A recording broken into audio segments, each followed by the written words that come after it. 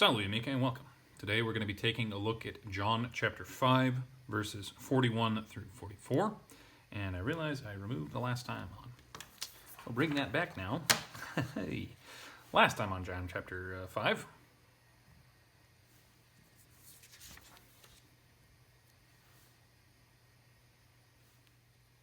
Here we have our rubric. Let's go ahead and get started. Claritatem ab hominibus non accipio, sed cognoi vos quia delectionem Dei non habitis in vobis. Ego veni in nomine Patris mei, et non accipitis me si alius veneret in nomine suo, illum accipietis, that's a hard one, quomodo potestis vos credere, qui gloriam ab invicem accipitis, et gloriam qua a solo est Deo, non quaeritis. Taking a look at verse 41, we see claritatem with the em is going to be an accusative singular, and this is claritas. Claritatis would be feminine of the as atis type of noun, acting as the object prepositional phrase with ob hominibus fitting the ablative as ob expects. And this is plural, masculine. Non-ins are a prepositional phrase, can't be a part of it. And here we find our verb, the first principal part of accipio, accipere, accepi, accepitum, I believe it is. And it means to take, to receive, as we have seen previously. So I do not receive from people, from men. And in verse 42, not 32, said cognoi. So we've got cognosco here with the vi. That will tell us that this is a first person singular off of the perfect stem, because it's lacking the, not sigma kappa, the sk before our typical o ending of the present tense, and instead has the change with the v for the perfect tense. It is active in form and indicative. Since we have the first person singular here, that tells us that vos is going to be the accusative, not the nominative form of the personal pronoun. Quia introduces a subordinate clause, not quas. Delectionem, got the same form there, different type of third declension noun, but another accusative singular. Delectio, delectionem, and I didn't think to write down what the gender of this is. Having quickly referenced a lexicon, delectio is a feminine, just like claritatem is, so that's the object being owned by Dei, as we can see from that long I, so genitive, singular, masculine, non-negating our verb, habeo. So with the tis, this is ost mustis, so it's present tense, second person plural, active and indicative. And then prepositional phrase, self-referential. We couldn't use the, the reflexive pronoun, because then it would be confusing to have the reflexive pronoun in the accusative. We'd want to put it in the nominative in order to fit with this, but the prepositional phrase works a lot better, and I think it matches the Greek more. Taking a look at the Greek, we've got and this E in the Greek is the reflexive form. The Latin doesn't do it the same way as the Greek, but the prepositional phrase is the same. And I forgot to say what claritatem means. It's glory. I think it comes from claros, which is like white, or the word similar to that, like white, the robes that a candidate would wear. Maybe claros is bright, because candidus is white. Anyway, glory, something that's bright, something that's white. Suppose that plural is unnecessary, since we've already got the plural in there indicating it. Into verse 43, ego, unnecessary pronoun, therefore very emphatic. Veni could be either the present or the perfect tense, as we've seen before. Taking a look at the Greek, the verb that we have there is elelutha, which comes from erkomai, erkomai being the present, first person singular, the paradigm, principal part. There we go. Keep mixing up my terms there. So erkomai, eleusomai would be the future, and then elelutha is the aorist tense. Closest equivalent is veni, is the perfect, as I've mentioned before. And then we have a prepositional phrase with in nomine. Patris is the wrong form to be part of the object of in. it having the is, therefore genitive singular. The third declension, masculine, nomine, may also doesn't fit, so prepositional phrase does in fact close here rather than including the genitive in it. Nomen, nominus, plus ablative, singular, neuter. And then may is in a possessive adjective matching the form of patris, so this is with I also a genitive, singular, masculine. Et connecting are two verbs, not two objects, because we have accipitus verb right there immediately. So this is accipio, accipere, capi. So there's no change in the stem, and we have the normal tis ending at the present, second person plural. So I'm not connecting two verbs, connecting two clauses because we've got the change of person from first to second. Present, active, and indicative. And then may acting as the object of accipitus. It's going to be the accusative form rather than the ablative, there being no prepositional phrase to act on it. And accipio, as we've already seen, taking the accusative as its object. Then we have a subordinate clause, a conditional clause, si, if. Taking a look at our verb, we've got again venio, venire. Our two options here are the future perfect or the perfect subjunctive. With a conditional clause, a perfect subjunctive makes sense, though there is always the future more vivid, something like that. But looking at the Greek again, we have, where does that verb go? Elthei.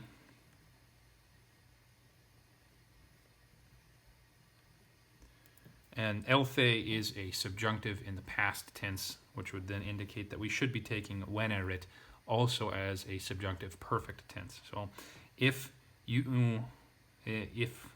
not you, because we got alias us for nominative, singular, masculine. If another might have come, rather than if another will come, as will indicates the reality of it, and we do know that people came subsequent to Jesus claiming to be the Christ as well. But this, I think, is the potential is more how their reaction will be. Many will be hoodwinked as they were before Jesus by numerous other people claiming to be the Christ. Then we have the third singular, ero, eris, erit, or really in this case, erim, eris, erit. Perfect tense, active, subjunctive, or the future perfect, also active, but indicative. I'm going with the perfect, not the future, subjunctive, not the indicative.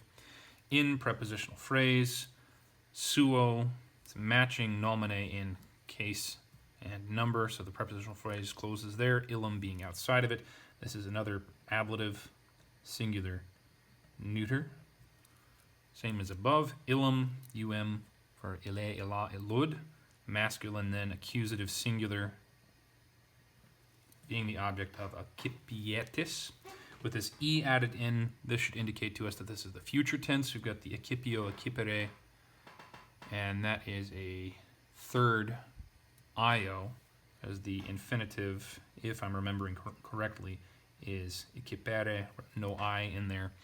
But in the future, it then takes the es, et, emos, etis, ent. So we see etis, second person plural, future, active, indicative rather than the subjunctive, which would be iala. So you do receive that one. A moment back at Wenerit and my stupid comments. Since we've got the past tense, the indication would be that if someone else had come instead of Jesus at this time, as had happened beforehand, they would have received him, as many of them did, possibly including Judas, because we've got Judas Iscariot, which I forget what the meaning, one of the possible meanings of that is, but then we've also got one of the followers was the zealot, which meant that he was, possibly prior to Jesus calling him, part of the zealots, a fractional group that I think, at one time anyway, had a messianic figure that they were following until the guy was executed.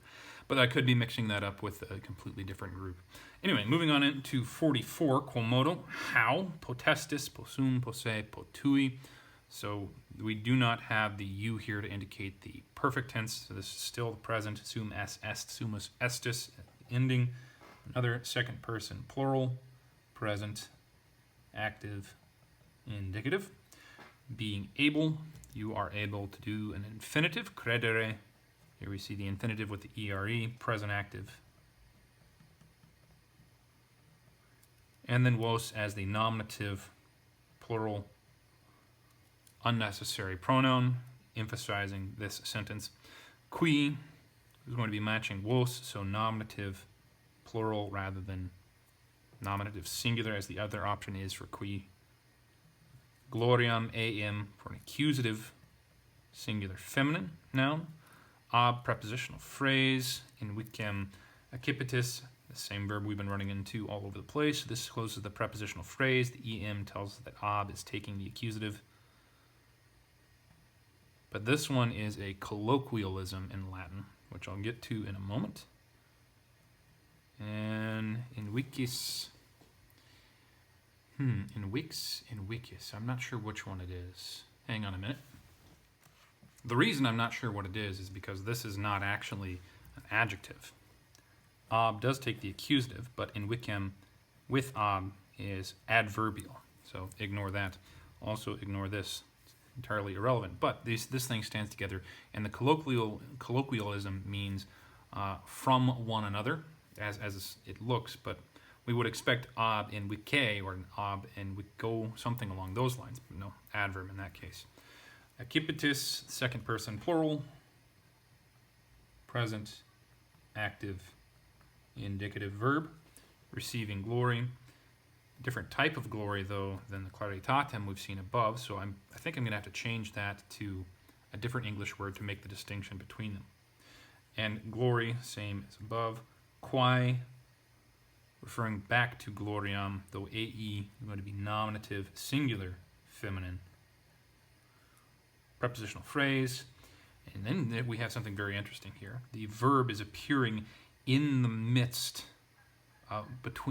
in the midst of a prepositional phrase between the adjective and the noun that it modifies. So that's curious. And what this might be, and taking a look at the Greek, it's not in the Greek. In the Greek, it's just para tu monu theou. There's no verb in there. But what it might be is Jerome pointing us back to the divine name. You have Yod He, Vav He, which it's theorized comes from the Hebrew verb of being. The equivalent of sum is haya, but in the third person form. So when God says,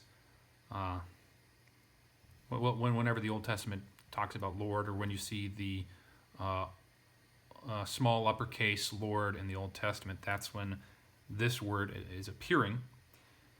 And so Jerome could be putting that in the midst of there as a whole part of the whole. It could be indicating a reference back to this. But who knows? That's just speculation. But est, if the guess about the form of Yod He Vav He is correct, would be the right form in to do a direct translation, though that never happens. Instead, it's normally domine and dominus. And then for our final two verbs, negative and then quaeritis, quaero, we have the present stem with tis, our typical ending. So same as before, so I'm just going to draw that over.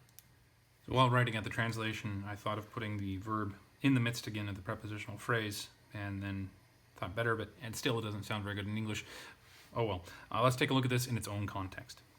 I've added a claim or reverence as two other options for clarity. Really, I just went to thesaurus, not a thesaurus, not a dinosaur. And there are numerous other options. I'm not really sure what we would have that's good for claritas in English, because clarity is, though the descendant of that word, is not the same force that we have in this text. Curiously, in the Greek, we have only one form for glory. We've got doxon for that one, and then we have, where is it? Making sure. Doxon here again, and doxon for that one as well. It's all the same in the Greek, but Jerome makes a distinction, possibly because he's trying to separate Jesus from normal men. The glory that he receives is a different layer of glory than the glory normal men can receive. Anyway, our English. Acclaim, reverence, glory from men I do not receive, but I have known you all, that love of God you do not have in yourselves. I myself have come in name of my Father, and you all do not receive me. If another might have come in his own name, that one you would receive. How are you yourselves able to believe, who glory from one another you accept or receive, and glory which from only God, which from only is God, you do not seek? Well, I hope taking a look at this has been helpful for you, and I hope that you have a very good day. And happy Easter Monday too, I think. Voila.